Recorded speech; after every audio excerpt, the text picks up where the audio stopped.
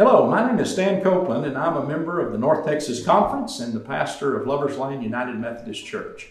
I want to introduce our panelist, Alyce McKenzie, is a professor of preaching at Perkins School of Theology. She grew up in central Pennsylvania and is a member of the North Texas Conference. Ted Campbell is a professor of church history at Perkins School of Theology. Ted grew up in Beaumont, Texas, and is a member of the Texas Annual Conference. And I have Wes Allen here. Wes Allen grew up in Alabama, and he's a member of the Indiana Conference and also a professor of preaching at Perkins. I want to ask, what are you experiencing at the school, in the academy, and particularly at Perkins, related to any kind of pastoral care you're having to offer at this time, or how is the academy really responding to what's going on in the church? It's a big issue. All of us have been dealing with students and faculty and friends who were kind of shell-shocked after the general conference. Conservative faculty member I know has been asking gay students how they are faring after this.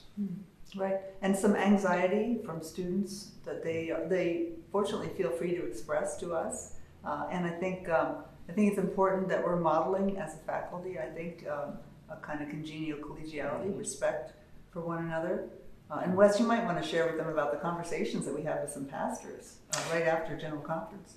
Yeah, so we, well, first I'll say we've had a number of students who are unsure whether to go ahead with the ordination process.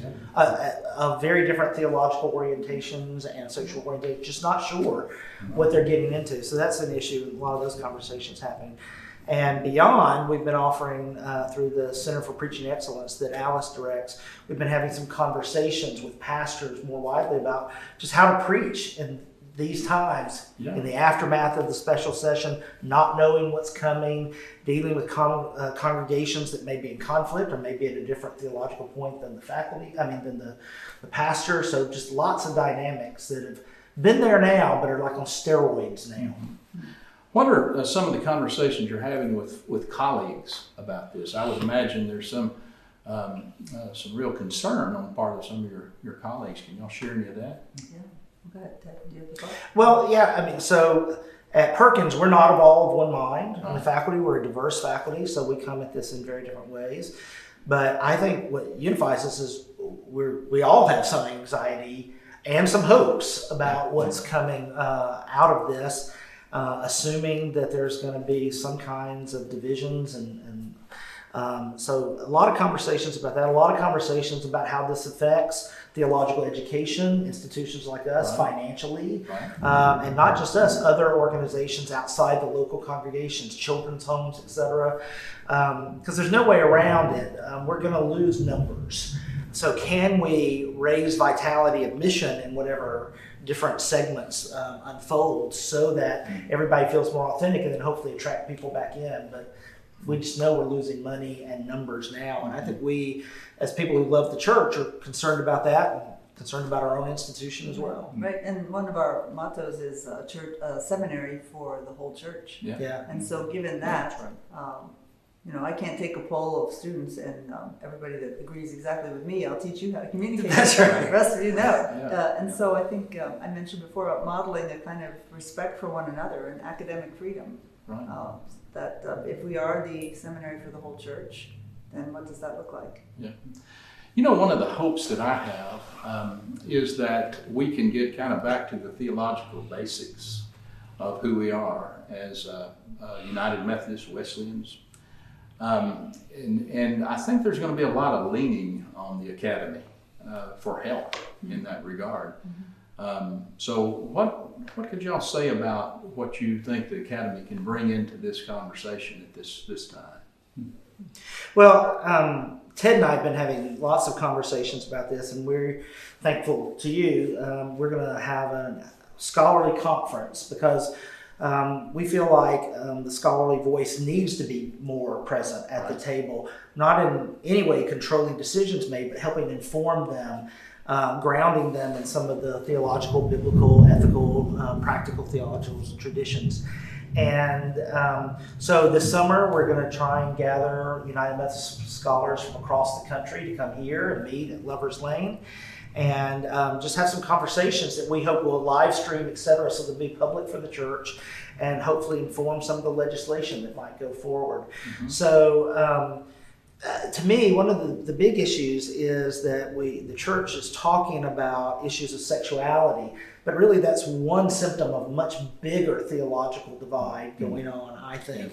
And figuring out how to sort of parse that. And one of the things Ted's been very helpful about is, and I'm sure others will as well, is help reminding us sort of the Wesleyan roots of all these sort of different interpretations. And so one of the things Ted's interested in, for instance, is how you can be inclusive and orthodox at the same time. That's right.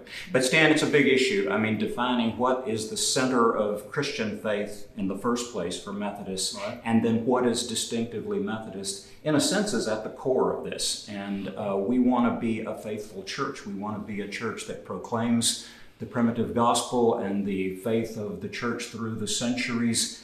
And yet now on this particular issue that divides us, many of us want to be more inclusive also. Good. Yeah, I'd like to ask y'all a question. What are some of your hopes and dreams right now that might come out of this this turbulent time? I think it's fitting. We have a big thunderstorm going on right now that maybe you can hear. But what can we hope for in the midst of this? What are your individual hopes? Alyce, what in terms of maybe like a dream for the church, perhaps. Right. Well, I would say that we would be able to be a church that keeps at the forefront, that prophetic plumb line that Amos and the prophets and Jesus as a prophet kept in mind. And one thing I think a lot about is the fact that it's a seamless fabric. I think it should be. Right. Issues of care for the vulnerable, which was the prophetic litmus test of I would say a church as well as a nation. But the care for the vulnerable that extends to nature and animal species, and also to religious and ethnic diversity and respect, and also then this issue of LGBTQIA inclusion. To me, it's not productive to lift up one and say, well, this is the most important one, and these others are distraction. But my vision would be for us to really affirm the seamless fabric, maybe like a tapestry. Yeah. So we don't have like these torn up fragments lying on the ground, but we have a unified vision that puts the vulnerable at the core. And one thing this may sound strange to say I look forward to, but I look forward to the time when the church comes under the judgment of God. Because it will come. Yeah. But maybe is now. It's now. Yes. Christ have mercy on us. That's what I keep praying in all of this. One of my concerns as a historian is that when I've looked back at divisions in Methodist and Methodist-related churches in the past, these divisions at the time seemed to be the most important thing in the world. And it's just intractable and polarized. And then very typically, it's 2 to 3 generations later, 50 to 75 years later, that their descendants try to patch up the messes that they've made and that we're making right now. But in the moment, it's terrible. Dr. James Stein had been the president of Evangelical Seminary in Naperville. It was part of the Evangelical Church that became EUB, that became United Methodist. And he was talking about a division in the late 1800s, early 20th century, and he said, the doctrine of perfect love led to perfect hatred between Christians.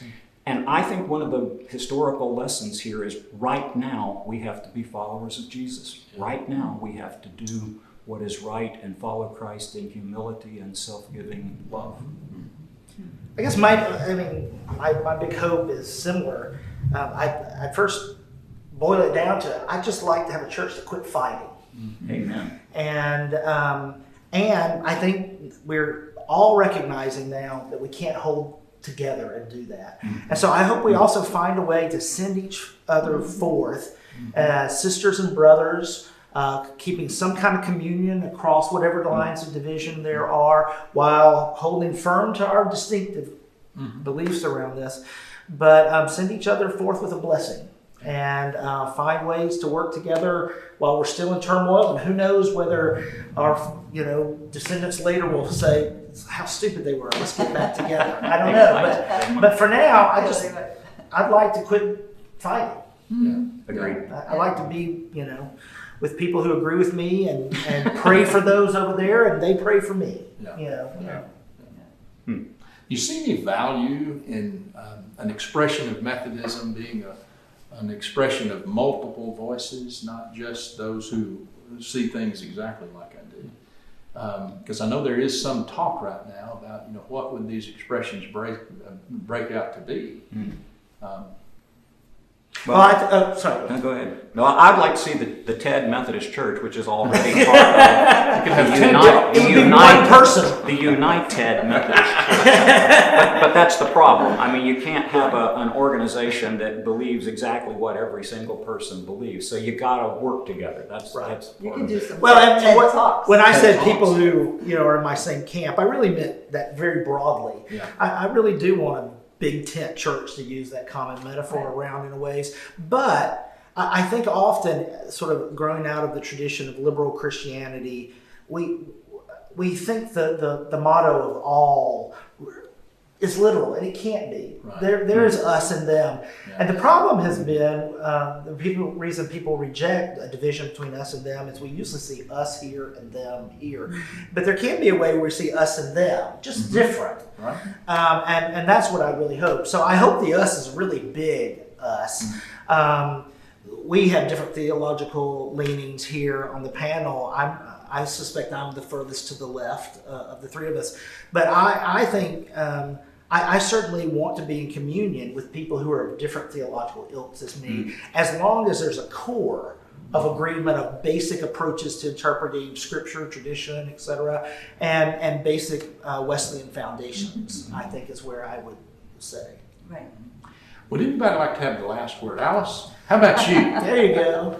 Well, what about if we shared it? What do we think is the most important thing to convey to those who share the gospel in terms of this turbulent time? And I would say, in terms of teaching and the peer groups that our preaching center forms, I'd like for people to preach with theological critical mind, and I'd like them to preach the Bible in a contextual way rather than a proof texting selective way.